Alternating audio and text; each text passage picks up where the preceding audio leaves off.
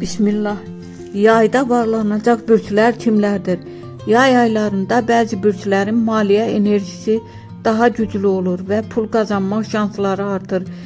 2026-cı ilin yayında xüsusilə bu bürçlər ön plana çıxır. Yay Şir bürcünün mövsümüdür. Yeni iş, biznes və ya böyük qazanc imkanları yarana bilər. Risk edən şirlər yaxşı pul qazana bilər. Boğa, pul və maddi sabitlik planeti ilə əlaqəsi güclənir. Əmlak, torpaq və ya uzun müddətli investisiyalardan qazanc ehtimalı var. Ox atan, yayda yeni tanışlıqlar və səfərlər pul qapısı aça bilər. Xaric, ticarət və internet işlərindən qazanc şansı artır.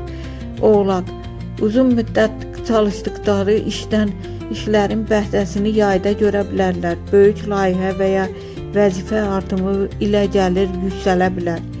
Ən güclü pul enerjisi Şir, Boğa, Oğlaq.